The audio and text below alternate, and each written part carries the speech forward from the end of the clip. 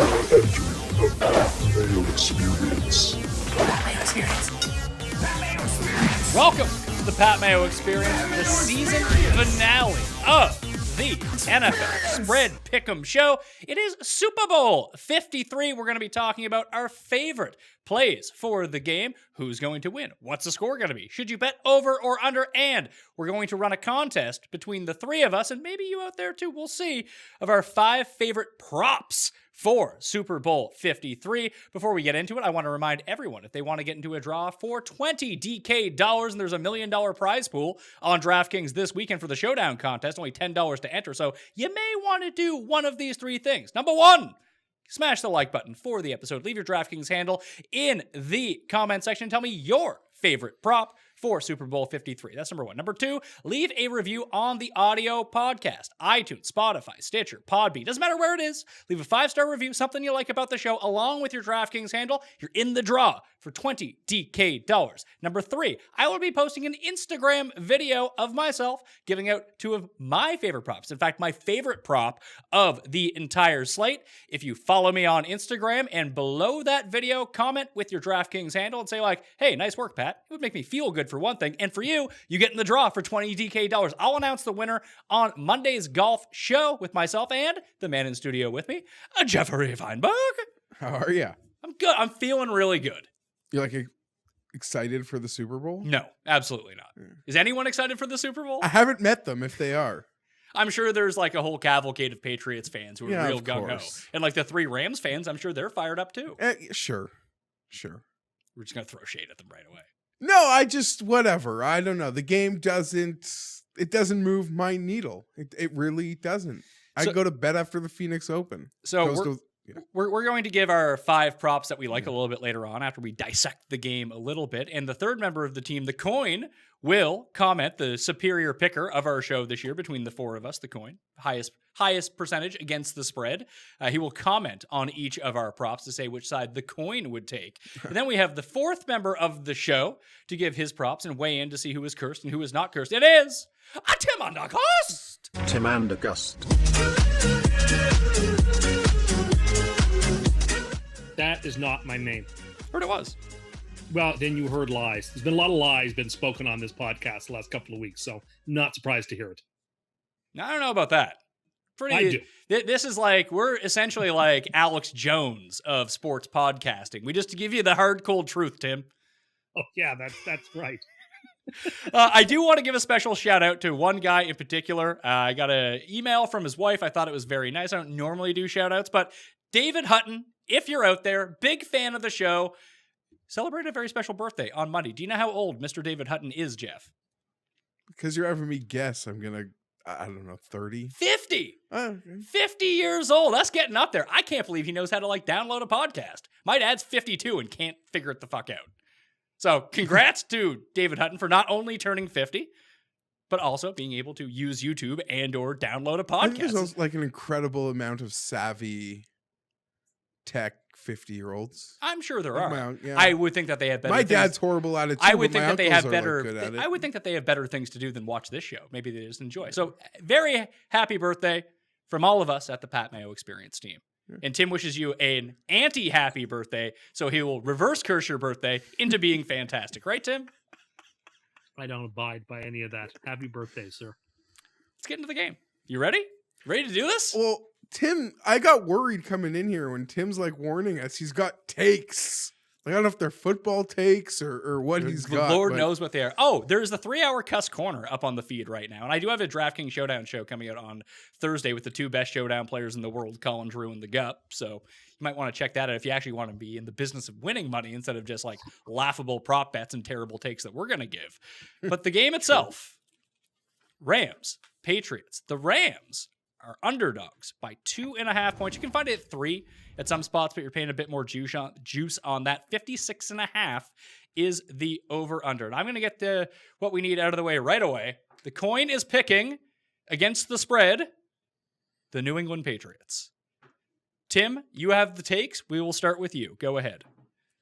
So, as everybody who's been following this show knows, all season long, I had predicted the Los Angeles Rams to win the Super Bowl.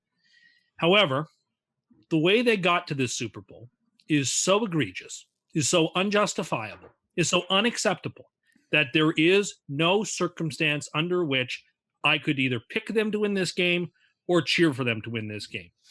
This whole entire Super Bowl has been ruined by the fact that one of the two participants has no right to be there. It would be in some ways, it would be a waste of an NFL season if the champion would win under such conditions. It's completely unacceptable to me. Therefore, and I stand behind no person in my hatred of the New England Patriots. They're at least here fair and square. They won their game. They defeated their opponent the way it needed to be done. Therefore, with a heavy, heavy heart, I have to both pick and hope for the Patriots to cover the number. And I don't think the game comes close to going over. This sounds like a very long-winded way of Tim playing both sides of this game to get maximum credit. Tim, it doesn't work like that. You can't pick both teams to win and then demand to be right about it. I am not looking for any credit if the Rams win. Jeff, what's your take on what Tim has to say? No, and I get that he's in a rock and a hard place. I don't know if he truly feels this way, that like the season is worthless if a team that got a lucky break in the conference championship, wins the Super Bowl. Was like a lucky break. Was the tuck rule? No, I get it. It was bad. Lucky break. It was the worst call in the history of professional football. Probably the worst call in the history of professional. The tuck rule was pretty bad. A Super Bowl participant. It is unjustifiable. It is indefensible. Okay, so now this Tim is using.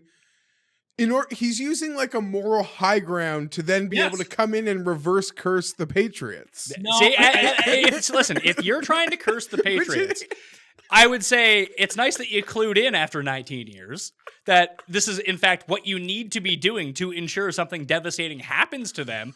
But this seems like a very genuine thing. I mean, Tim is never one to go out of his way unless he's truly embracing Are you embracing the curse? No, I absolutely hate the fact that I want to pick, that I both have to pick the Patriots to win and that I want them to win. But that's how you know when you're in an ethical quandary, you've made the right decision, that it's been tough, but your conscience is clear after you make the choice. I hate to have to say it, but the Rams do not deserve to be here. It would be a travesty, as far as anything in sports can be a travesty, for the Rams. The fact the Rams are even here, let alone to win the Super Bowl. I don't know how anybody could cheer for them. And I mean, again, nobody hates the New England Patriots more than me. I don't have to put a shingle out to prove that fact. But the sanctity of the game, the honesty of the game, it requires me to make this pick, and it just makes me feel sick inside. And I'm gonna hate the Super Bowl because of it. What do you think the score is going to be? I wrote down 30-19 for the Patriots. 30-19. So that would actually hit the under. I feel like there's a lot of juice coming in on the under right now. So you know what I'm going to do? I'm going to pick the Los Angeles Rams to win this game. And when the Rams win, Tim, do you know who's going to get all the credit? Me, not you. Go ahead. Bob, I mean, it's a cruel irony that for the first time in forever, I pick a team to go to the Super Bowl and I have to pick against them, but I have no choice. I'm surprised. He has Fiat Justitia, Ruat Callum. Let justice be done, though the heavens fall. Surprised he hasn't, tweeted like if you could build a prototype team to beat the Patriots, the Rams are it. Like he did to my Chargers, when they were up in the fourth quarter versus the Ravens. Because I don't know how genuine that was, or just him hating. 100% genuine. I think the Chargers and Chiefs are both better teams than the Patriots. And that's it. I mean, we haven't spoken in a while football, and let's be honest. I think most people, the two best teams in the AFC were the Chargers and the Chiefs. No, you could have had, betting the games, you might have had different opinions, but they knocked them both out. You took the Rams. You were pretty short-winded. I'll get into it. I'm actually looking at some alternative point spreads on this game. That's one of my props. I don't know if that counted. Would count. That can be a prop because I was looking at -3.5 Rams was like -3 Rams. Are you looking at 7-10? I was looking at 17. Yeah, like Rams in a rout. I do see this game potentially being like, okay, let me get to my point here. I'm siding with the Rams, Pat. There's nothing about an X and there's nothing about an O. LA strong for you. There's nothing. Okay, now we got to back up. The Rams are going to fight for LA. Melvin Gordon is like Melvin Gordon annoying. the third. He showed me his social identification number. It has changing the third his on number it. from 28 to 25. This is a tough game, like, you know, for a Chargers fan, because we are subsequently just put into a rivalry that is unfair, like with the Rams. You know, we're fighting for turf, like all of a sudden, you know, we're thrown into something that's bigger than us. So like Melvin Gordon's like open about like wanting the Patriots to win the game because he's also like an attention-seeking guy. AFC strong. And no, but he doesn't like that, like he could walk down the street and not get noticed. Like he wants to be noticed. He has giant dreads. So it's either like him or Master. Who was the guy who used to be on Much Music? There's the rapper and there's the guy who was on Much Music. Master T was the guy on Much Music. Also, a lot of dreads. Very easy to point out in a crowd. Master P is the rapper. No dreads. That none of that factors in. There's not a single thing that comes into me picking this game outside of the public money. And it's something I'll talk about a bit. And it's something I used to bet more frequently, even on like when I was in college and like way more of a degenerate than I am now. Bet like college Saturdays, like basketball or something. I would just like fade the public. And you have your ups and you have your downs doing that. But I will die on the hill that Vegas is not taking a bath on the Super Bowl. When you consider Vegas, how much money gets bet on this game or any of these books, and they laugh, they snicker, they just want 50-50, take 10% from all of us, and that's a huge win. They're not even making an effort to get even money here. They're not even making an effort. They're like baiting you into the Patriots. Last time we had this lopsided of a Super Bowl, not even close. We've had nothing that compares to this in terms of one-sided action.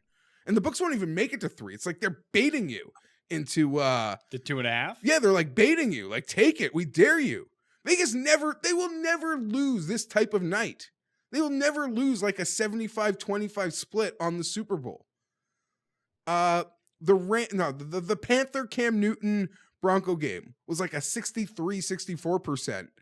As someone who was on the Panthers, I can tell you, me and a lot of people I know lost a lot of money. Yeah. I was also on the Seahawks against the Patriots. We did lose money. I was on the Seahawks too. Ugh, that was annoying. So was I. My point being is that was like the most recent, very public one side in the Super Bowl, and they just got trounced. And this thing is like, that was like in the low 60s or mid 60s. This thing's flirting with the mid 70s, high 70s. The early action was like 89-11. So do you think I should, instead of, because I was joking about betting like minus 25 for the Rams. I probably bet the Rams money line is the way to do it, but do I wait? Do I wait for this number? I'm waiting. We'll wait for this number. Not wait for? I get it. It's not going down. And if it goes to 2, it's like the same thing. Yeah, so like there's nothing we'll get to it lose. 2.5, we'll get it 3, 3.5, but I think money line's the way to play it. I will be playing money line. Unless it gets up to 3.5. I even looked at playing like a Rams -3 at like plus 160 or something. Like, I don't care. I'm into the Rams here. And it has nothing to, there's not an X or an O or a trend that you can sway me on. There's nothing that will take me off this stance that I will believe in the house with this much on the line, baiting you. Are you surprised that there's a lot of action on the under so far, considering that when we've seen the Rams go up, and maybe the Saints game, it was the second, even last year's Super Bowl. It was the second time that the Rams and Saints had played, and it wasn't quite the shootout as it was the first time. We saw the Vikings game and that very noticeable Thursday night game, and it was just scoring bonanza. The Chiefs game on Monday night, scoring bonanza with the Rams, that their defense is so susceptible to be scored on. The one thing that I worry about with that, and Tim, I'll get you on this, because I mean, besides bad karma taking the Patriots, they're not going, I mean, they can post a lot of points, obviously, but they need to score on successive drives, sort of methodically down the field. That in those other games, the Rams just got torched by big plays. There's not a whole lot of like big play guys on the Patriots to take advantage of the very back end of this Rams secondary. No, there isn't. I mean, I expect part of the reason I think it'll be low scoring is that I think the Patriots will methodically take it down the field more often than not and come away with points on just about every drive or several drives. I mean, it's all too annoying to even talk about. Like, I'm thinking of it now. It's like, remember that movie with George C. Scott? And what the heck was it called? Where his daughter was Patton. the adult film star. No, the one where she was the adult film star, and he had to go see the movie she was in. Hardcore. That's what it's called. Is there that scene? He's in the theater, and he just keeps screaming, "Turn it off! Turn it off!" That's how I feel. when you say remember that scene, neither of us even remembered that movie, let alone scenes from that Also, movie. the concept of a dad having to go watch his daughter in a porno is bothering. Yeah, he's like me. trying to discover her, and he's like, anyway, it's actually a crazy movie now I think about it. It's When Paul did this Schrader movie come movie. out? Like the I don't know. 70s? Sometime in the 80s or 70s. I don't know. Very, very hip reference, by the way. Sorry, I derailed the conversation. I don't think the reason I think that the point totals will be low is, listen, the Rams couldn't score a bunch of points against the Cowboys or against the Saints, and you're seeing, we saw the Rams sort of slow down a little bit. I think the Patriots can score. I mean, listen, they went up against a really, really good defense in the Chargers and killed them. And they went up against a terrible defense and against the Chiefs and killed them. So the Patriots are capable of scoring, but just that 56 in a hook is just too rich for me. I think that last year's Super Bowl was sort of aberrational, and I think we're likelier to get like I said, I picked 30-19, a game played in the high 40s to mid 40s. I tend to say this every year, and I don't know if it actually works out or not. It's just I tend to see value a lot of the time, whether it be in the game itself or the props, that there are so many casual people betting on the Super Bowl for the first time all season, especially because gambling is now legalized in certain parts of the United States, that new people will get to go in and actually make wagers for the first time ever. And they don't necessarily bet on what they think is going to happen. They tend to bet on what they want to happen happening. So it's the more entertaining Super Bowl for everything. So I always feel like the under, whether it's for the game total itself or a lot of these props, there's major value on those. Sure. Just because everyone wants to bet overs. Like, who goes, besides like real bettors and people who can really weigh each side of the game. I'm not saying that under on everything is the greatest bet in the world. Obviously, it's not. No. But I feel like that people, if you're just casual, you just tend to bet over on everything. Am I speaking out of school on that? Yeah, if you're like looking for a player, you're looking like, I think this guy's gonna have a big game, is like 88% of the people, and there's 12 people like thinking like, who do I want to fade in this game? Prop wise. So, yeah. So I just think just in general, under is usually a better play on a lot of these. So I completely agree. I guess they can come into the props, but I believe those players on the rank, like a guy like Sue, who I think you're getting maximum effort from these guys. Sue, prop wise, over under half a sack is plus 350. Yeah, I don't know if he's going to get the sack. Well, but you mentioned this because, I mean, I don't want to spoil too many of my props, but I will, because I bet the under on Aaron Donald sacks in this game at 0.5. That's I don't like that. That's plus money. But everyone keeps talking about, the way that you beat Brady is you get A-gap pressure, move him off his spot. Yeah, that is the way that you beat Brady. Brady hasn't been sacked in like ages. He hasn't been sacked yet in the playoffs. For one thing, this New England offensive line is shockingly pretty good. I don't know how they've cobbled it together, but Brady is either getting the ball out so quickly that he doesn't have a chance to be sacked, or they're running, or the line is holding up for him. That I just, the Rams are up 10 points. You might actually have to take a sack trying to make big plays. That would be the big thing if this game gets. And I would say yes, he hasn't given up a sack in the playoffs. Unfortunately, like the majority of preeminent pass rushers, they come from the outside. They do on the Chargers, they do on the Chiefs, and Brady was able to exploit that. I'm not saying these guys are gonna. I'm just saying, look, like, I feel you're gonna get like A+ Sue, like in this game, and that's not like going out on a limb. It's the Super Bowl. He's still on a 1-year contract, so him having a dominant Super Bowl would be great for him. But everything that Tim said about the Rams in the preseason prognostication show, I believe four quarters on Sunday is going to come true. Well, the thing with Sue, I mean, he's probably not going to end up.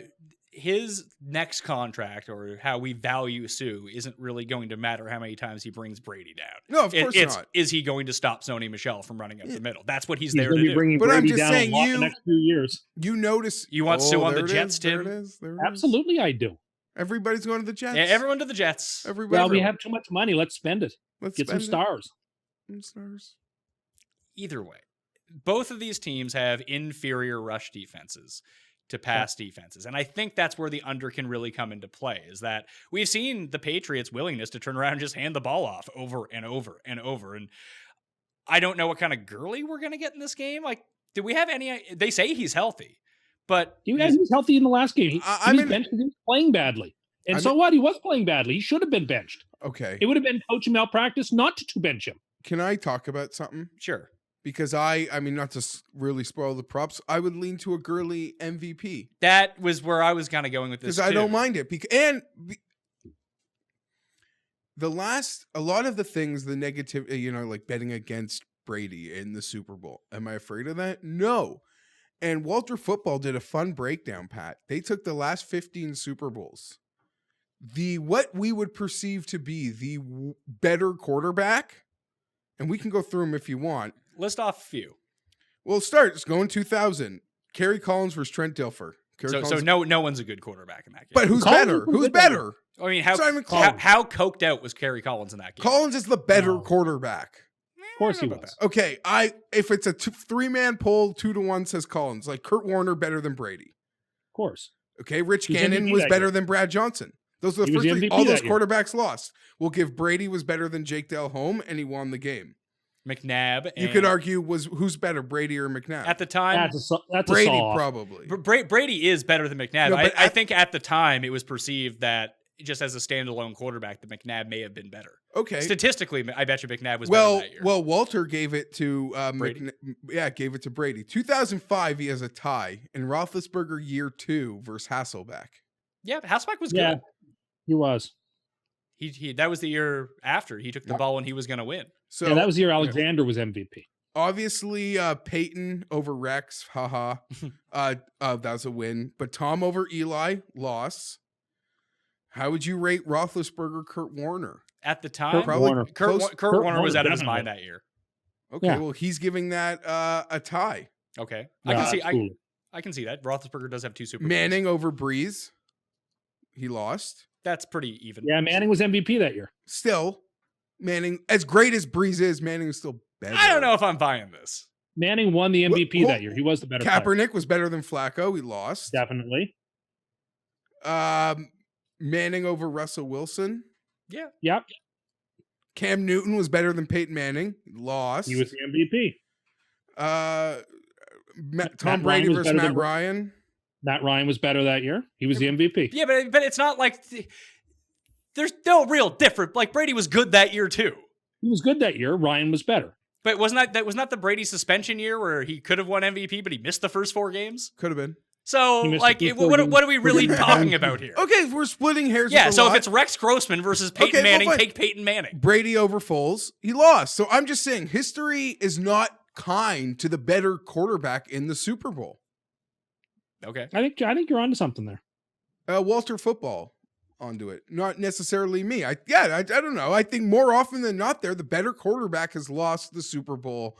So it makes me really not afraid to trust small hands. Small hands Goff? He's not. I think he's no small hands John Beck. I think the Rams are going to win, and I don't think Goff is going to be the MVP. So that presents opportunities. I do think that if the Rams do prevail, someone on the defensive side of the ball will win the MVP. Well, how quickly do we get into props? Seattle did the same thing. I got to talk. Let's pick. Okay, I'm taking the Rams. You're taking the Rams. We're both picking them to win the game, right? So let's give a score. I'm going to say it is 28-24 Rams. I haven't thought a ton about the score, but I'll say 29-20. Okay. I don't know, something weird. Tim, and you said it was 24-17? You said 31-19. 31-19 for the Patriots. 30-19 for the Patriots. So if we have to pick an MVP on either side of the ball, or we can just pick a one on the team. Obviously, the team. This isn't hockey where Ron Hextall is winning the Conn Smythe Trophy on the losing team. So, or did J.S. Shiger win it that year that the Ducks lost? He did, and Terrell Owens should have won it the year the Eagles lost in the Super Bowl. It's not happening. It's not happening. It's never happened. Someone has in the past won an MVP on the losing team in the Super Bowl. It has happened. When was? How long ago was this? 5, I believe. All right. Well, okay. In the past 48 years, it hasn't happened. So it's not going to happen this year. I'm going to take Brandon Cooks to be the Super Bowl MVP. In a revenge situation, he has that big play upside that if you're going to look for a receiver, especially, to be the MVP, it's very difficult for them because anything that they accumulate in terms of numbers, so does the quarterback. that it's going to take two giant plays. Like you're looking at like a 7 for 156 and 2 touchdown day from Brandon Cooks. But Goff doesn't have the cachet that like most elite quarterbacks would auto. This is true. Would auto, like I get It's what a you're saying. revenge game for Cooks. I did say He that already. said A that. back-to-back revenge game, actually. And he had a great game. He scored a touchdown against the Saints. I in my props list, I have more than 5, but I have a Gurley MVP and an Aaron Donald MVP. It's so hard for a defensive player to win MVP. It's so Not hard. really. Not really. Well, I mean, look, we had Okay, so great- hold on. Let me rephrase this. Then it's difficult to begin with because all things being equal, they'll just give they'll just give it to a quarterback. But B, trying to pick the guy on defense who wins the MVP is almost impossible because it's never the obvious guy. So Von Miller it was in Rule 50. Von Miller was the best defensive player on. Clearly going to the game, everyone knew he was the best. I mean, it was a jobber in the MVP. Seattle secondary. It was a jobber in the Tampa Super It was a Bowl. jobber for Larry Brown in Dallas. Like I remember they beat. But I'm Ray just trying Lewis to think was of defensive Ray players Lewis. that won it. Ray Lewis and Von Miller. So two two obvious choices of the past 20 years have won it. What's Donald's odds? It was like 18 14 to to 1. 1. Oh, 18. 18 to 1. 18. It's not for me, especially because I don't think that. What's Gurley at there, Tim? Oh, I'll have to effort that. Hold on. Because I just had it. Let's just we'll talk. Gurley will be my pick then. If you're asking me to make my MVP, My pick, of course, is Brady. I think it doesn't matter who on the Patriots does stuff. In Super Bowl 51, James White was unquestionably the MVP, and they gave it to Brady. In Super Bowl 49, Malcolm Butler was unquestionably the MVP, and they gave it to Brady. So it kind of doesn't matter who plays great for the Patriots. If they win, they're going to give it to Brady, which is why at plus 125, it's smarter to bet that than Patriots money line. I can see that. They mean the same thing. But the only I think there's one guy you could get roasted hard. There's two ways that it doesn't break for Tom Brady. One is like one player catches 3 touchdowns and then all of a sudden it goes to them, like Edelman or there's like Gronk a or crazy something. defensive effort. Or Sony Michel goes crazy and then he becomes the MVP. Or like a special teams guy. Or like Cordero Patterson. I guess, but I mean, how could Michelle go crazier than James White did against the Falcons? Because so much of because like I mentioned when I talked about the receivers, that so much of James White's productivity came in the receiving game, which are all Brady numbers too. Sony Michel has 1 catch the past 6 games. Whatever he does are going to be independent stats on his own. Fine. I mean, that's fair enough. Gurley is point. 10 to 1 at the moment, and Michelle is 12 to 1. And what do you got for Brendan Cooks as MVP? Cooks is 40 to 1. I don't hate it. I mean, I to could start get the behind. playoffs, I could get behind. That's my pick. Brendan Cooks is 40 to 1. I start could the get playoffs, behind you can check that. him on Twitter. That is who I picked to win MVP before the playoffs begin. Who? Brandon Cooks. You In can the check him on Super Bowl? Oh, and you've given up on him? Oh, I have. let me get my money in now. We follow you right there, Patrick. Do you want to get into the props contest? We're gonna give 5 props each. Yeah. Or do you got anything else to add? Tim, you said you had more takes. Have you exhausted yourself of takes yet? No, I just want to mount a little defense of an outlandish claim that was made 2 weeks ago about how January 20th was a, quote, day of curses. I don't agree with that at all. What happened that day? That was Championship Sunday. Yeah, he got that is nonsense.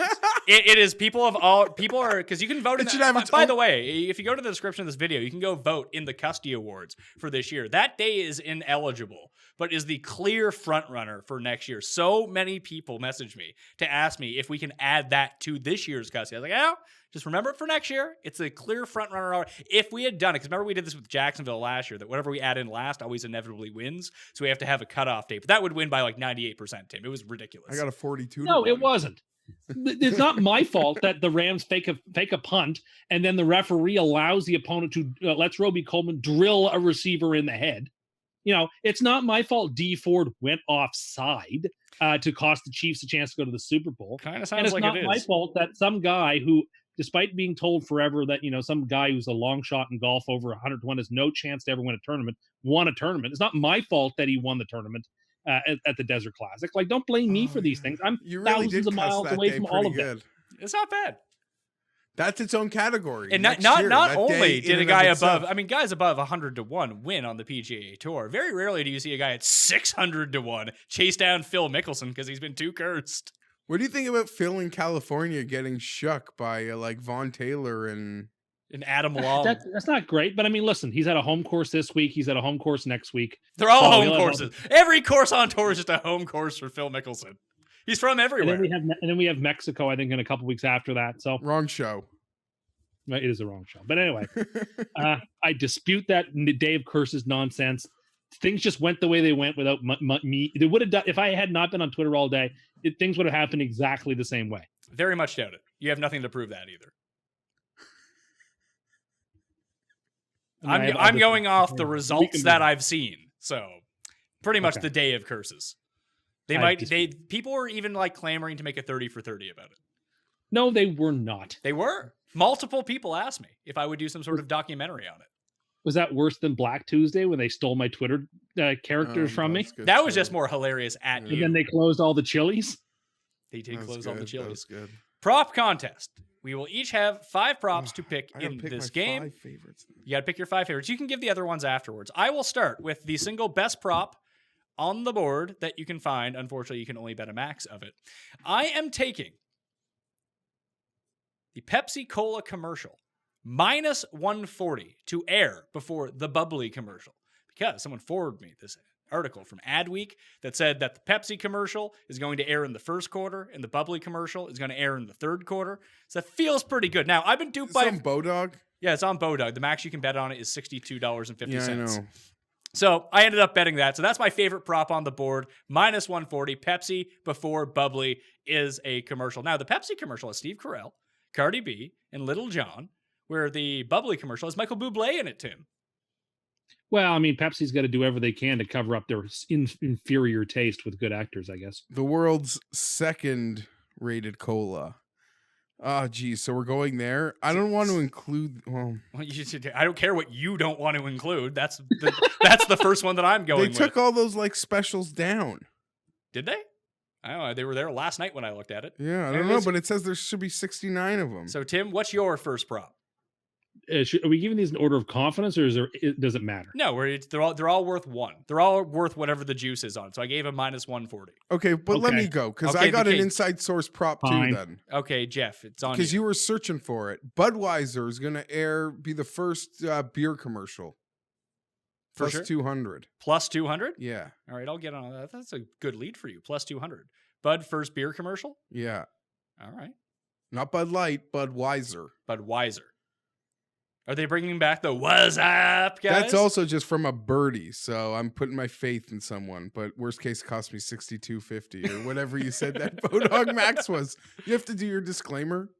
Oh yeah, odds and lines are subject to change. See website for actual odds. If you or anyone you know has a gambling problem and wants help, call 1-800-GAMBLER. So we're both on the board with commercial props to start. Tim, what are you going with? One of my very favorites. Will there be a flea flicker in the game? Yes, plus 155. The Patriots love using the flea flicker play. At least once they did against the Chiefs. They do it anytime they're in trouble or anytime the game is close. They bring that out. I fully expect that to be used at some point in this football game. Are you going to be giving yourself a bean flicker during the game? Minus 800? So I guess that goes back to me for the next one. I mentioned it earlier. I'm taking under Aaron Donald 0.5 sacks plus 140. I don't like for it. this. That's fine. You don't I'm need to bet it. I've already bet it. I'm glad. Nothing makes me happier to hear than everyone else. I agree. I don't care for it. You're picking because who would want to bet against? Here is the case. You have the reigning defensive player of the year. The guy who's probably going to win it again. He's like the only player besides Sue that people can name on the Rams defense. Like you're very casual people who are going to the window. Obviously, he needs a sack to do this. Clearly, that's going to hit. Greatest player in the league. He has 20 and a half sacks. Here's what I found out about Aaron Donald. He doesn't have a sack yet in the playoffs. And he doesn't have a sack in 4 of the past 6 games. He has 20 and a half for the year, but they come in clusters. Like he had 4 against the 49ers. He actually has multiple sacks in 7 games. Probably against really shitty quarterbacks, but he was against bad offensive lines. Yeah. And he was shut out in 8 of these games. Like at plus 140, you're almost getting 3-2 on your money. I like it. Belichick's also really good at it's so much made about offensively or how he can take away your best like weapon on offense. You can do that on defense too. So I'm just a sucker that like I'm not running to bet that he's gonna have a sack, but I don't want to pick on the best player in the game. But you got balls like that. And I'm not afraid to lose. Yeah. As someone who loses a lot of bets, not afraid to lose the money. I'll just do something very generic. Rams alternate spread -3.5 plus 175. Plus 175, -3.5? Yeah. Okay. That's 2 for Geoff. Your second, Tim. My second is, let's see. This is my longest off, but I'm going to take it. First touchdown, James Devlin, plus 5,000. So 50 to 1?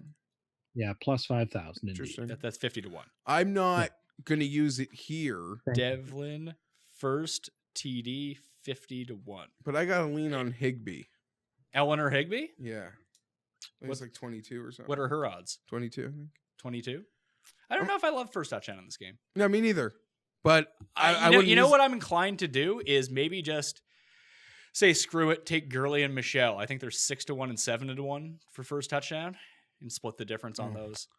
I think that's the better play in this spot. I'm not using it for this contest. Okay. But I'd like to say I think there's a lot of sense if somebody doesn't know what to do in this game, or even for me who's going to bet Rams money line in this game. I am probably going to make this bet on both sides. Rams to win by 1 to 6 points, Patriots to win by 1 to 6 points. They both pay between like 340 and 4 to 1. Oh, really? Yeah. And then you try to split the difference. Yeah, because you think like one side, I think it could be, I don't know, you're risking it. You're still getting plus money. Tim thinks that like the Patriots are winning by double digits. I think historically they've never won these Super Bowls by more than like a field goal or whatever. I guess they won by 6 against Atlanta. Okay, fine. Yeah. Atlanta in And overtime. and 4 against the Seahawks. So I think that's not I think, even if you don't know how to play the game, you could bet that on both sides and make money. You just cheering for the game to be close. All right, so we're 2 in. My next one dovetails off the last one that I mentioned with the Aaron Donald sacks. I'm taking under 3.5 sacks in this game, plus 110. Total is the number. Brady's yet to be sacked in the playoffs. Goff has only been sacked once, and he's faced the Cowboys and the Saints, 2 teams with a far superior pass rush to the Patriots. So I'm not expecting, maybe like there'll be a team sack or 2 for the Patriots, but I would expect Brady to stay pretty clean. Maybe he takes a sack. If he's taking more than 1 sack, the Patriots are doomed. So I like that. Plus 110. I'm going to come to the table with something I'm dumb enough to say feels like free money, so it's going to not be good. Okay, so bet against whatever this one is. Plus 110. I don't have the balls to go 200. It'll be converted. But plus 110, the 2-point conversion will be attempted? Here? Sign me up. What do you think? There's something I looked at it It's so too. fishy. It's real fishy. It reeks. It was so fishy I had to stay away from it. Okay, fine. But for the merits of this contest where I haven't actually bet it yet, I do like it, and I probably will bet it because it's just, come on, man. I was looking at the field goal props too. Like longest field goal, distance or shortest both field goal. teams? And I don't know if the Rams, unless it like comes down to the wire before the half or to end the game. Tim, do you think that they'll take Legatron and attempt like a 57-yarder for him or a 51, or do you think they just go for it? Well, what if I it's think 4th they go and for 6? it, which leads into my next. If it's 4th and 6, I think they go for it. All right, go ahead. They got Johnny Hecker. The prop is which kicker will score more points, Gostowski or You curse Zerline? that After a weird Super Bowl last year for Gostowski, I think he bounces back. I think he has the most points of the 2 kickers, and at minus 120, he's the play. All on Gostowski. Minus 120 for more points? Yeah, Gostowski. He calls it a weird Super Bowl. Yeah, weird does Super he? Bowl. Who, when we were at Super Bowl media night, Tim, and there was one guy who we asked, do you believe in curses, sir? And he said no. And we got him to shake your hand. What was that man's name? I believe it was Gostowski. Oh. So is there any curse residue left on Gostkowski from that moment last year Gostkowski. when he was horrible? And the guy, poor guy, man, all he did was show up to media night. A weird Super Bowl, Tim. Tim just refers to. Yeah, I mean, the guy missed an extra point. He missed a field goal. He played terribly. Like, kickoffs were bad. It was like he just wasn't on his game. He's usually a pretty good kicker. Well, I think he bounces back in a big way in this game.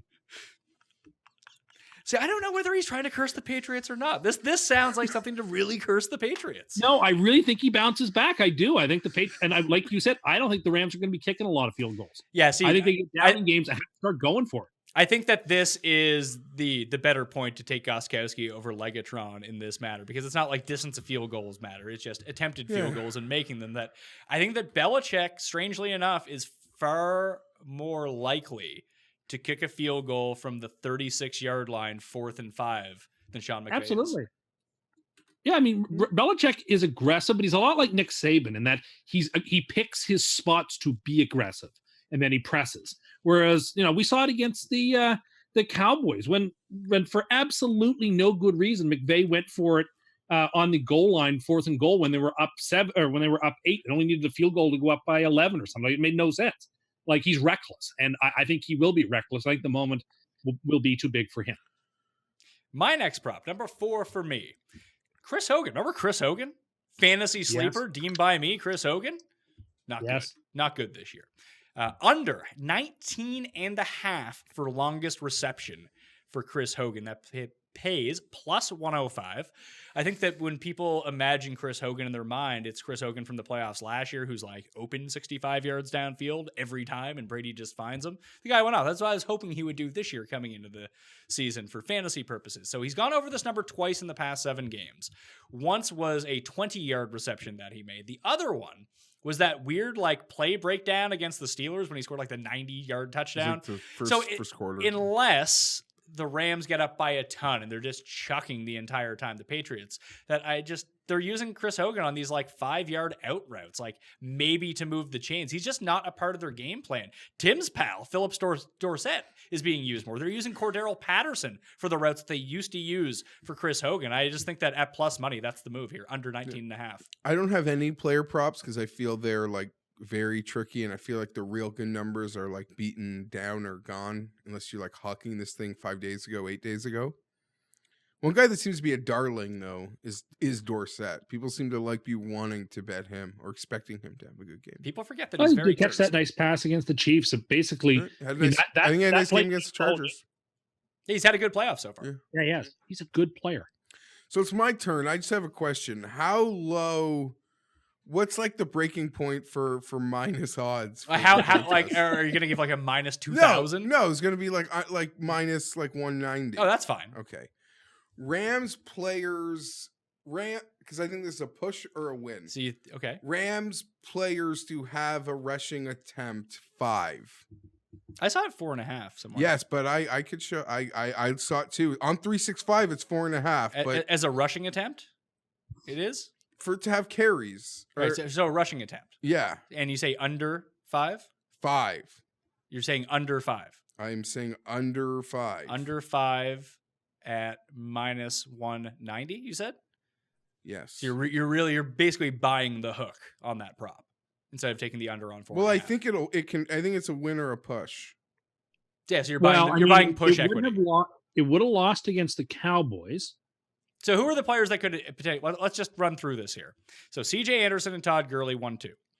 And Geoff carries it a bunch. And I'm expecting carry it a bunch, but I'm expecting the end around 6 carries against Dallas. That's not a bunch. I'm screwed. If Gurley's not healthy, then that creates a problem. Where John Kelly comes in the game. Because C.J. Anderson is what he is. But if they need a scat situation, C.J. Anderson's probably over under 0 to catch a pass. It would have lost against the Saints as well. 5 guys carried it for the Saints. No, it's a push. So I'm thinking, it'd be a push in this circumstance. I think the Cooks probably gets a carry. They'll probably try to give him a reverse or an end around, or they'll run one of those bubble screens with him that's not a forward pass. It's just it's like a lateral. Well, if Goff also throws a bad line of scrimmage that's pass, what I'm saying. This happened to Breeze in a game. You have to where it was a rushing. Too. I was playing someone in fantasy and it ended up being a rushing touchdown, not a passing one, even though it was a line of scrimmage pass, but it was behind a poorly thrown ball that, it was obviously a pass. Reynolds in the last couple of games has gotten an end around 2. So those are your guys. So those would be the 5. That would be they better not give it to the fullback is what you're saying. Do they even have a fullback? They don't play a fullback in any sets. His name is C.J. Anderson. Yeah, they either play the jumbo package with Everett and Higbee, or they just run the single backfield with the tight end and the 3 wide receiver set with Reynolds. Yeah. So under 5, I can get behind that. Minus 190. Tim, you're 4th. My 4th pick is Will any play be overturned by replay? Yes, plus 155. Is there any surer bet than this? I mean, first, it's the Patriots. Good point. They will definitely reverse any call that doesn't go the Patriots' way. We see that all the time. Secondly, the NFL will be up on tenterhooks to make sure if any call inside the last 2 minutes might be wrong, they will definitely make sure it's challenged.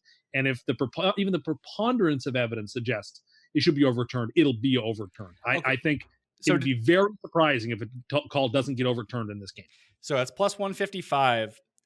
Can you read the actual language on that prop?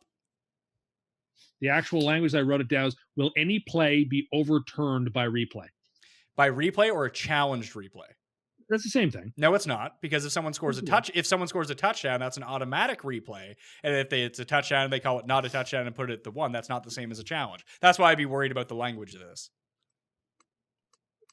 Well, I mean, the question is, will any play be overturned by replay? I think that's what it was.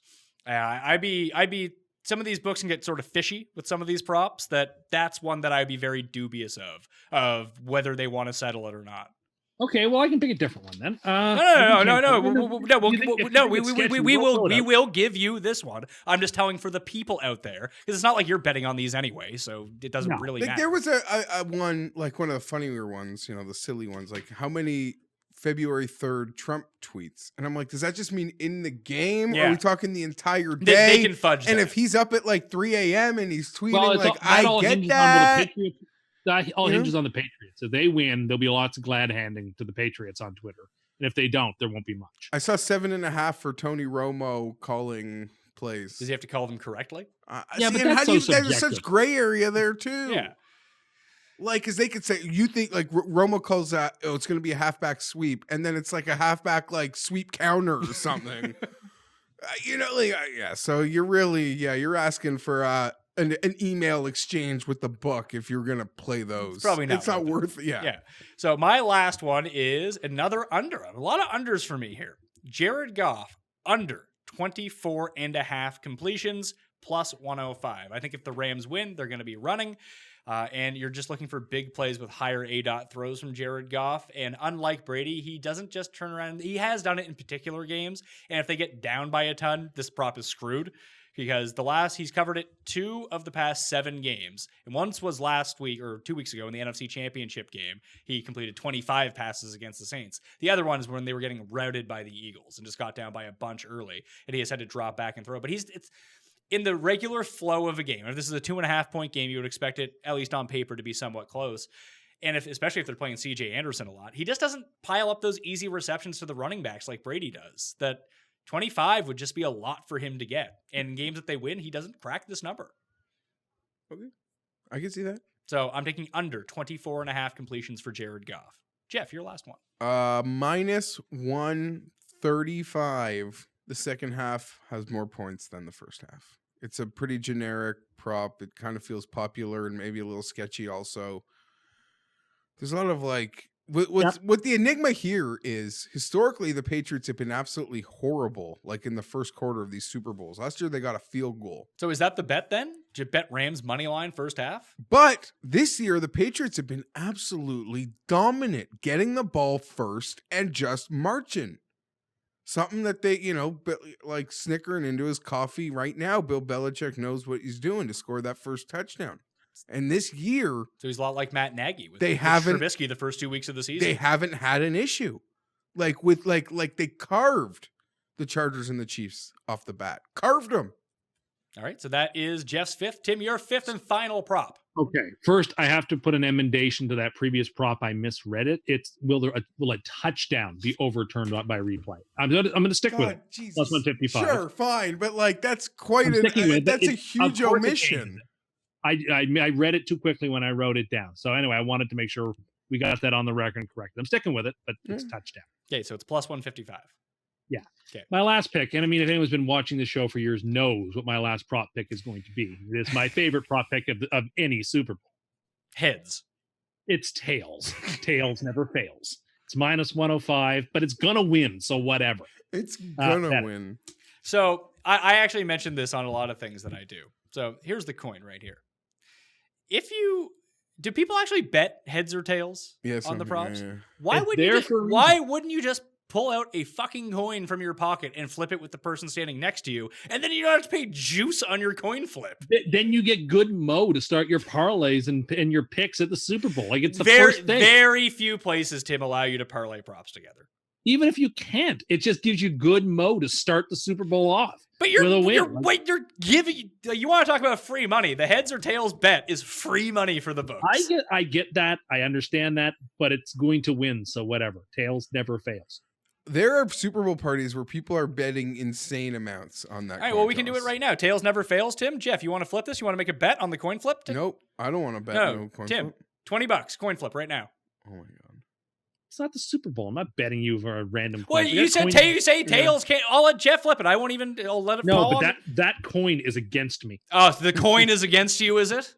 Yes, my See, favorite. you'd rather pay a 5-cent vig on a coin flip than just bet me straight up right It'll be now, tails when you considering that flip it, tails though. never fails. No, I don't want to do it. What you bet? It's that $20 bet on a coin flip. I remember we went back to this where I promised the people that I would not allow myself to be bullied into things. But And you're I not. That's a lot different. You're, This is you're a lot not getting different than, rooked. It's like, an actual coin flip. Except for this, I mean, if you want to pay, like, if we bet $20 and you only want to pay like 19, I only have to pay you $19.50, and that would just make it simulate the experience a little bit better. We can do that. But come on, $20 coin flip right now. Come on, Fine. Jeffrey, the coin, please. Catch it and then put it on your hand. Don't let it hit the table. Oh, Catch it. No, don't even show me. Catch it. And don't even show it. Flip it again, please. do it the way that Tim asked. Oh my God. Third time's a charm. Ready? Show it to me. Tails never fails, Tim. You win $20. Woo! Isn't that better than betting minus 105? The variance of my two shitty tosses, though. Yeah. Like Really you have that. factored in. You have that in-game variance. Super Bowl was that? Was it the New York Super Bowl where Joe tried to throw the coin too quickly and the referee snatched it out of the air I think before the actor hit the ground? Like, didn't Joe? I'm trying to think if that's the one Who's that Joe? happened. Who's he talking about? his friend Joe. I think he's Oh. thinking of Cuba Gooding Jr. in the movie Rat Joe Race. Namath at the Super. It was the New York Super Bowl because Joe Namath was doing the coin toss. Was he too drunk to do the coin toss? No, but he was wearing his furs, and I think he tried to throw the coin early, and the ref snatched it out of midair before it hit the ground. Well, now that the coin has won you $20, I think you owe an apology to the coin for being against you. In this instance, the coin was not against him. You want to go double or nothing? No, I do not. Okay. You should. You owe him that. No, this is not like that episode of Fresh Prince where those pool guys hustle Will out of all of his money. I watched that the other day, that episode. What's the name of the pool cue? I want to say it's Ooh. Clarice, but it's not. It's something like that. It's like Luis. Or I was. It's funny because I did just watch it the other day. Or oh my god, my buddies would be so mad. That I Jeffrey forget pulls it out of his trousers. The single best part of that montage is because he's making like 3 balls at once. it cuts to him. He just has the cue on the table and he's eating a sandwich, shooting with one hand. It's fantastic. I might make Fresh Prince a rewatch. Luis Clarice. Nah, I gotta look this up. You guys talk. Tim, any final thoughts on the Super Bowl? I went to a taping of Fresh Prince once. What? No, tell us about that. It What was episode? the one with like Vanessa Williams. It wasn't a very. It wasn't the memorable one where Will's dad came back ever so briefly, No. and then he cried at the end and hugged Uncle Phil. Why Someone- didn't he want me, man? Name of Uncle Phil. the People at home are like, "You're a fucking moron for not knowing Yes, this." we are. Okay. Lucille? Lucille. I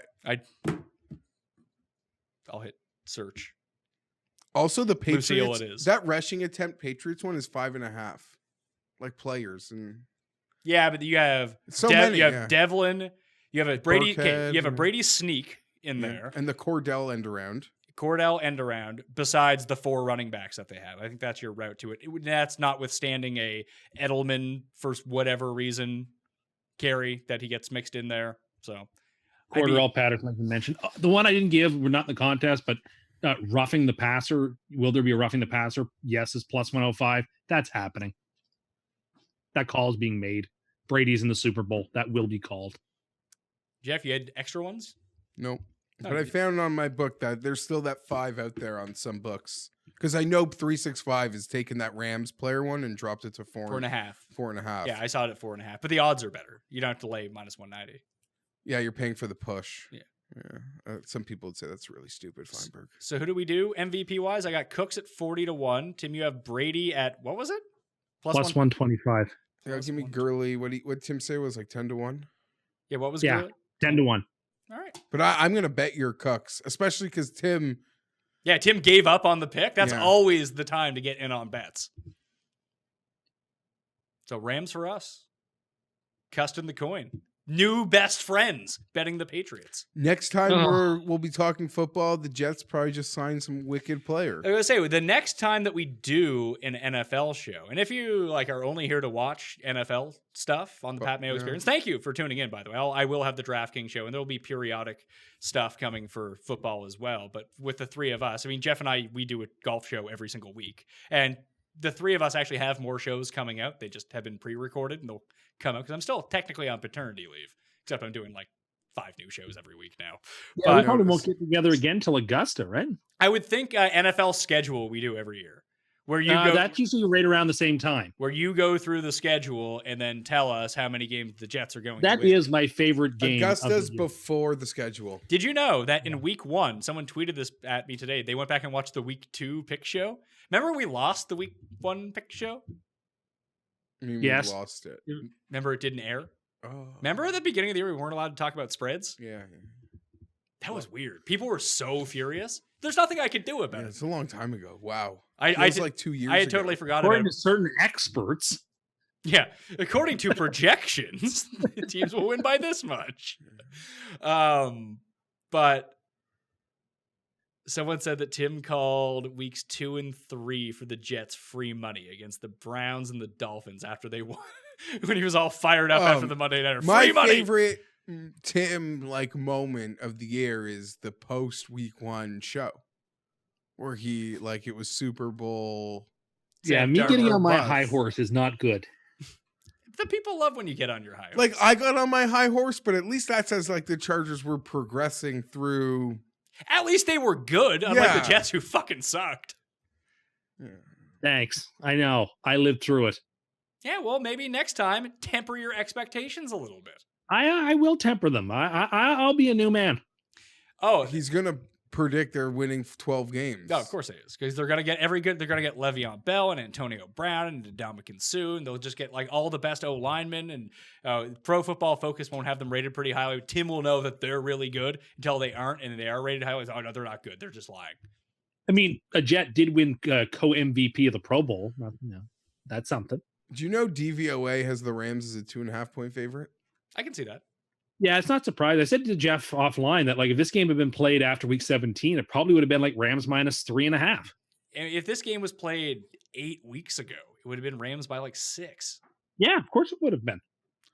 This might be the But, first time I'm betting against Brady in the Super Bowl. You said we both had the Seahawks. Oh, yeah. Yeah, Geoff. No. Oh, that was such a bad beat. It wasn't great. Because was it Hardball's Chris Matthews who made that giant catch down the sidelines, or was it Lockett?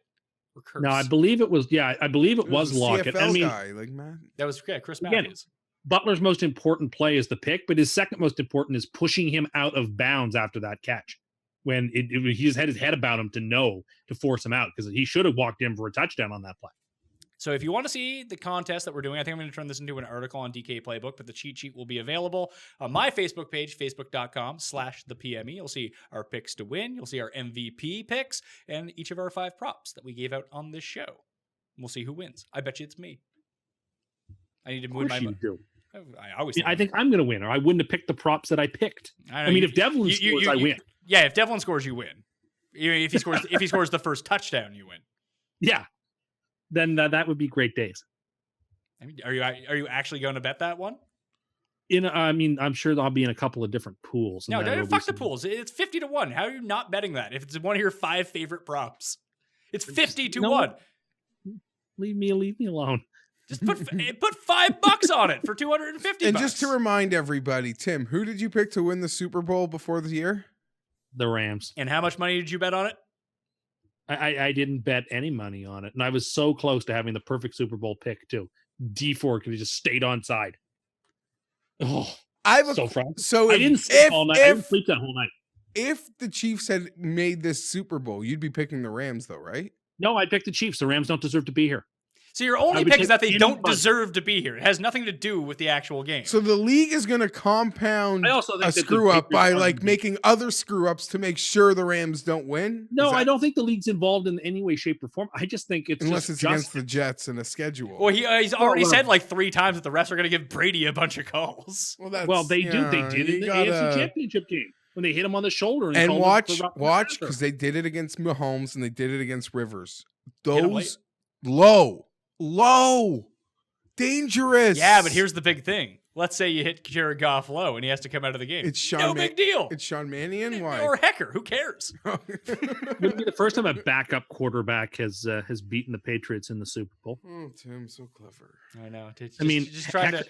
The Patriots are so bad. They've lost 3 Super Bowls. I mean, technically, haven't they made all these Super Bowls with a backup quarterback, according to you? Yeah, no, I wouldn't have said that. You want it doesn't fit Tim's truth. No, the only really backup QBs, there aren't very many backup QBs playing in the league other than the guy in Cleveland. There's not very many. Baker Mayfield, backup quarterback, according to Tim. Rookie of the year, Baker Mayfield? Is he going to win? He's going to win, right? Yeah, I think so. Oh, I hope not. If there's any justice, I hope not. What happened to Broad? What do you mean justice? Remember when you were so jazzed for Barkley Broadway? had a better year. Yeah, did he?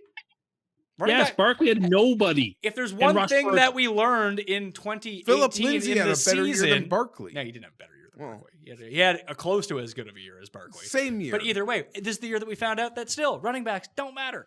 This is not an MVP vote. This is a just best player vote. Those are separate concepts. Yeah, and Baker was the better player. If you think so, I don't. He also oozes swag, which really goes a long way. Whatever that is supposed to mean. Well, I know that you don't know what it means. The people out there, they know what it means. If you're a real tribune of the people, you would know these things. Or if you were a maven of pop culture, you would know. I am a maven of pop culture. What did he? He didn't know who Missy Elliott was. Yes, I did. I knew who she was. I remembered her from the Super Bowl. Yeah, Tim's first exposure to Missy Elliott was from the Super Bowl. Can you name a Missy Elliott song, Tim? No, I cannot. Maven of pop culture. I am. Just like I know that those 2 new flavors of Diet Coke are trash and the people don't want them. He was waiting all show, I think, to say it's on my notepad. I wanted to get it out of my system. I've said it. He waited for the hour mark. Well, it just proves how right I was to begin with. I don't.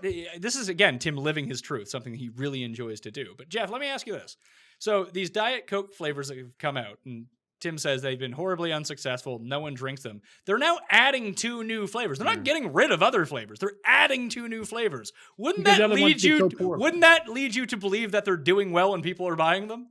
That would be the assumption. No, it's the opposite. That they're so desperate to not give up on this idea of adding funky new flavors that since these ones were failures, let's take a shot at these other 2 ones that nobody will want to drink and will also be failures and bothers us all. The real fans. I don't think that anyone thinks that way besides you. Again, you living your truth. No, they're trash and nobody wants them. You don't want them. Who wants blueberry acai Diet Coke? Nobody. That one actually sounds not bad. Yeah, I'm not going to lie. No, it sounds terrible. Well, Tim also didn't know what acai berry is. Regular Diet Coke. Tim does, because that's the way it was. There's nothing wrong. I'm sure that you're probably still out protesting that they don't have cocaine in Coke anymore, because that's the way it was. No, get off my lawn. Regular Diet Coke is great, and it doesn't need to be gussied up like into swamp water, which is what all these flavors of Coke are. You have come on this show and told us how much you enjoy swamp water, though. No, I don't. You did. You said when you used to go to the Ponderosa that you would go down and you'd mix all the pops together. Well, you still have the same diet as you did when you were 6. That's not true.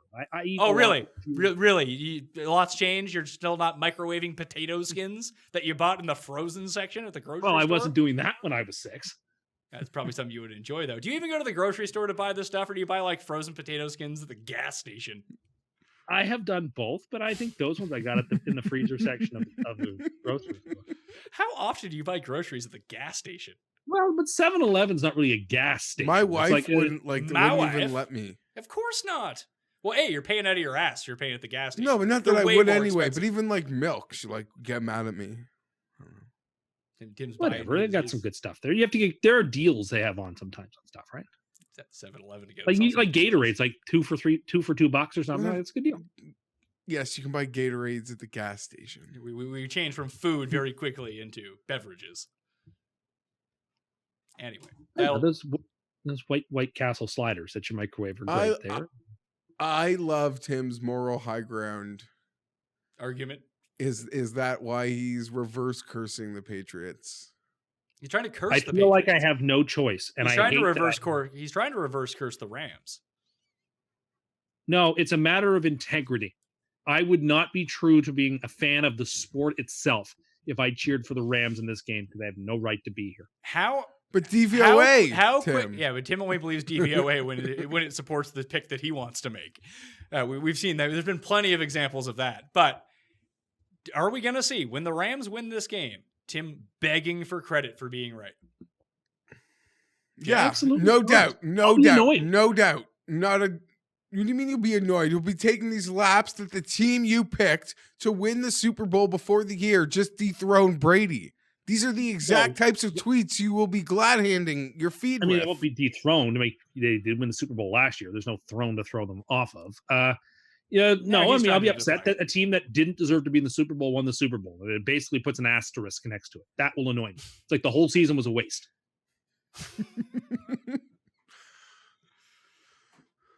Oh, makes me so angry. Someone is going to tweet at him, hey, Top Cat, it looks like your Super Bowl pick came through. Then he's going to retweet it.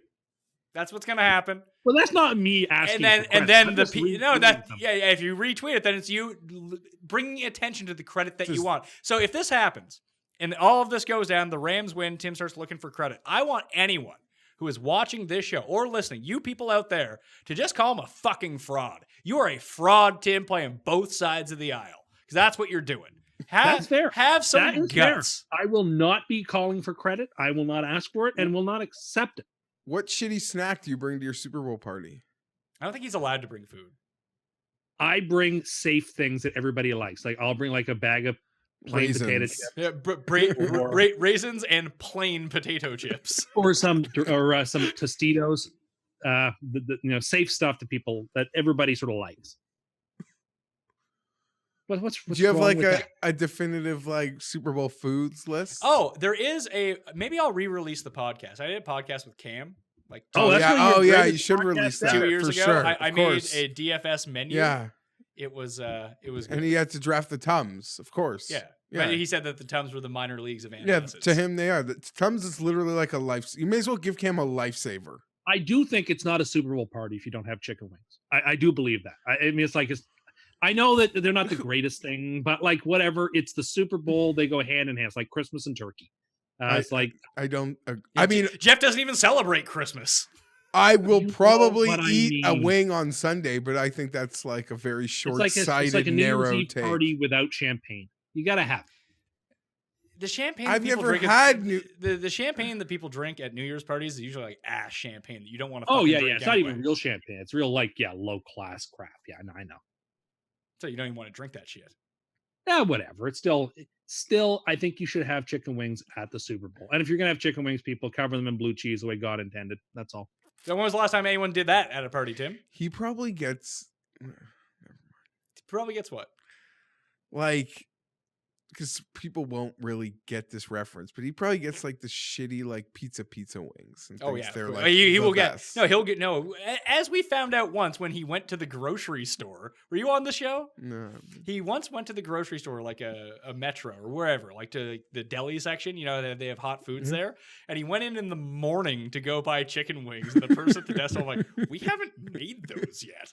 And those are those are the shittiest chicken wings on earth. Grocery stores make great chicken wings. It was 11 o'clock in the morning, Sometimes and I thought it was lunchtime. And I asked them, "When are the wings ready? Why aren't they ready?" She said, "They'll be ready at lunchtime." I said, "It is lunchtime." So I waited in my car. So that they'd be ready. Why'd you go to Subway? Because I wanted chicken wings that morning. I think Sobeys and the Metro or all those or Loblaws or all right, can you say that again? The Metro? Is that what you said? Yeah, whatever it's called. The- Like, I don't know. I don't go to those fancy downtown front streets Toronto grocery stores. I don't know. You mean the Metro, which is Sure. far from a high class. How low rent is Metro? Very, very low. Yeah. To Yeah. Tim. I don't know. Things that are low to Tim. Again, Tim just talking out of his ass, commenting on things he has no idea. No, it's not like low. Like it's pretty low. Okay, I'm not fine. talking out of my rear end. I know it's a grocery store. You just said it was one of those fancy downtown Toronto grocery stores. It's the exact opposite of that. Okay, whatever. I think grocery stores, deli sections make some of the best chicken wings. I will stand by that. It's such a bad take. They're so soggy. Yeah. Like No, they're gross. not. If they're done right, they can be they're crispy fucking- and good. They're not crispy. They're soggy because they're sitting on that stupid tray for ages. No, I get And the like- ones that don't have sauces and on like- them. That way I can dip them in the honey mustard. Oh my god.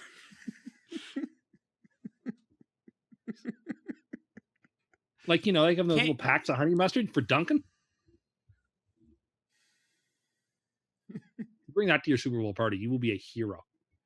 Bring Like, what was it. that commercial with- Bring it to the Super Bowl party that you are going to on Sunday. Bring some plain wings with honey mustard on the side for dipping, and see how many people choose that option. Some people will. It's better than that And, commercial and where the tell girl them that showed up they're with- not allowed to potato have wedges. a chicken wing unless they do it that way.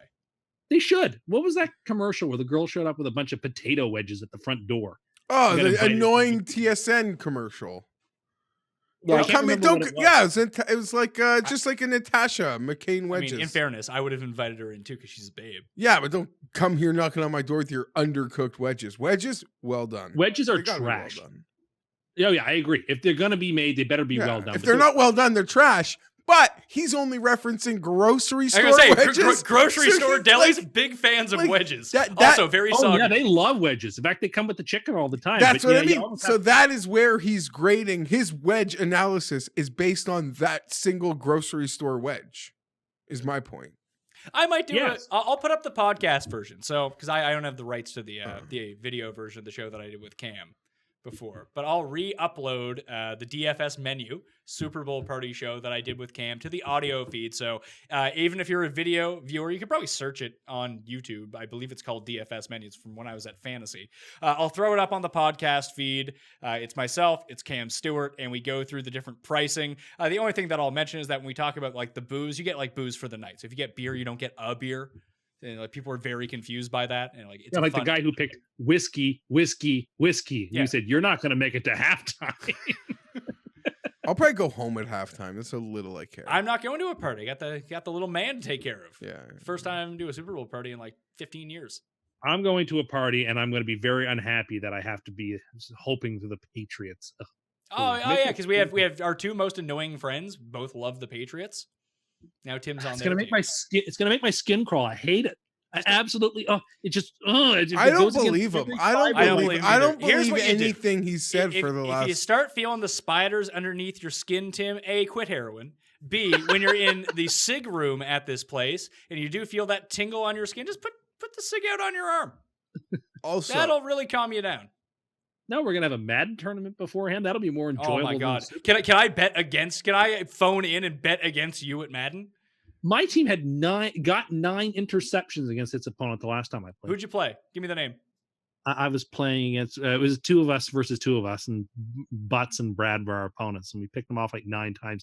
And then we got screwed and we lost because How they were making you generated fun of me. 9 turnovers and you lost a game of But we were Madden? winning with like a minute left, and I was just trying to like run the clock out, and they were like yelling at me about how that was bad form to run the clock out. You should throw That's passes, and I did, and we threw like 3 interception touchdowns, and we lost. that's like when we bullied him to putting the Jets on his teaser, and they Yes, got that's shut precisely out. what it was. You bullied me to put the Jets on that teaser when I knew better. Can you also point people to the Louis Anderson? The Louis Anderson Super Bowl? Yeah, it the was one- a year ago. Yeah, when Tim interviewed his biological father, Louis Anderson. If you just type in Louis Anderson DraftKings on YouTube, you can find the video of Tim interviewing Rita, son. Tim. Oh yeah, DraftKings. I play DraftKings.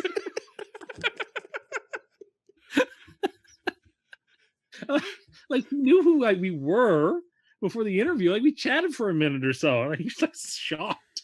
I was like, look at the microphone. So this show, I'm going to have the Showdown specials. The UFC show will come out on Friday. The best seasons of the challenge will come out Saturday. And on the audio podcast feed, iTunes, Spotify, Stitcher, I'll throw up the DFS menu show with Cam Stewart, the throwback retro show, because it is still one of the it's a great show. It's one of the most fun shows I've ever done. Yeah, for sure. So I'll definitely do that. Anyway, I'm gonna make it my effort to get more Cam in studio this year. His schedule doesn't really line up with mine because he does that 3-hour show every day, and he lives in like the burbs. So it takes him an hour and a half to get in. Burbs. Yeah, it takes him an hour and a half in. Has he been on since the Derby? Derby and Cuss Corner with you. That was the same day. Yeah, we filmed them back to back. There is the Cuss Corner. Have you watched any of the 3-hour Cuss Corner that came out? I don't think he watches Cuss Corner. Tim, you don't watch Cuss Corner? I was involved in them. I don't need to watch them. I mean, I'm not going to change my opinions. Maybe you will. Maybe you say sometimes that you do change your opinions, then you want credit for that. Now you're saying you won't change your opinion. Well, but I mean, I'm sure most of that show are just clips of things we said during the year, during football or whatever. No, I didn't watch it. Okay. Geoff Fienberg. You can follow him on the Twitters at gfienberg17 and watch him every single Monday on the Pat Mayo Experience, breaking down all of the golf. I, for one, am more excited, like you mentioned off the hop, for the Waste Management Open than I am for the Super Bowl. In Pebble Beach Monday. Sort of Pebble Beach. Pebble Beach isn't the best tournament to Yeah, watch. it's got a bit of... And they're going to set this place up as easy as pie with the U.S. Open going there in a few... Like, there'll be nothing, no quarter given. Some huge scorer is going to win. So it's like DJ just coming from Saudi Arabia to come play Pebble? I guess so, yeah. And Patrick Reed's coming. Patrick Reed played last week, went over to Saudi Arabia to play, and now he's coming back to play Pebble again next week. Well, why not get a couple of rounds in at the U.S. Open course, I guess. I guess so. I don't think Tiger's playing, though. Remember on Twitter to follow L Coin, the preeminent picker of our generation against the spread. Also, you can follow Tim Undergust. Tim Undergust. That is not my name. Heard it was. At Tim Anderson 87. It was a great year, folks. Thanks for listening. I had a lot of fun. Hope you learned some. Had a couple of laughs, some guffaws. I had a couple laughs. I laughed today when, how did he refer to Gostkowski's experience last year? A weird Super Bowl? Weird Super Bowl. It was a weird one for him. I don't expect that. We agree. We agree on that.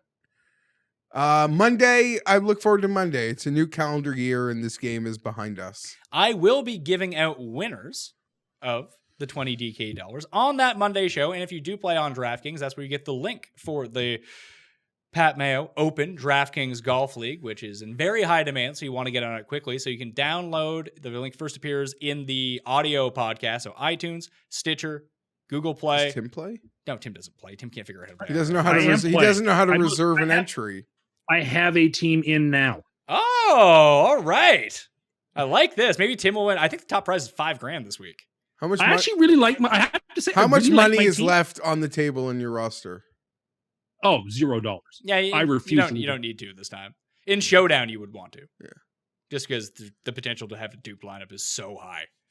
Oh, that's... I don't know how... I actually really, really, really like my lineup, I have to say. Have you ever built a DraftKings lineup and looked at it and said, I don't like that lineup? Has anyone? No one does that. Well, I try on purpose. I tried to do it for golf, being like, try to make it a bit uncomfortable, because like, those are the teams that usually win. Yeah. The teams that make no sense to win. Oh, I see exactly. I know exactly what you mean. Yeah. You can follow me on Twitter at the PME, same as Instagram at the PME, and that's one of the giveaways this week. I'll be uploading a props video. If you follow me on Instagram, comment with your DraftKings handle, maybe something nice below that video, you are in a draw for 20 DK dollars. If you like this episode, leave your DraftKings handle in the comment section and tell me your favorite prop for Super Bowl 53. You are in a draw for 20 DK dollars. Or if you just leave a review on the audio podcast, iTunes, Stitcher, Spotify, Podbean, Google Play, TuneIn, iHeartRadio, wherever you can download podcasts and leave a review, leave a 5-star review, something nice about the show, include your DK handle, and boom, you are in the draw for 20 DK dollars. Winners will be announced on Monday's show. And the one thing that I didn't do on any show, and I'll probably bring it up again Monday because Lord knows people are listening to this an hour and a half into the show, I won the FSTA Video of the Year Award. And that was a fan. Congratulations. And you were in that video too, Tim. So shout out to Yes, but listen, I bring SEO value. I will say that, of course. But no, it was all your work, your retweeting, your efforting. All praise be to you. It's great. I don't even want to go that far. So I would really want to give a shout out to the DK people and their production Of team. course. Tim for being involved and being a good sport about it. But everyone out there who took the time to go vote, we won against ESPN. We won against CBS. We won against Yahoo. We won against Roto World. All these giant places. And they have 8 different people retweeting this stuff out in much larger platforms. I just had the people who watch and listen to this show, and you guys took the time, and it really means a lot to me. So thank you very much for doing that. Now, in return, I gave you terrible picks for the Super Bowl. But I hope you enjoyed the show. Good luck with your bets, your props, and everything else. That was the season of Spread Picks. I'll see you next time. Mayo experience! Experience!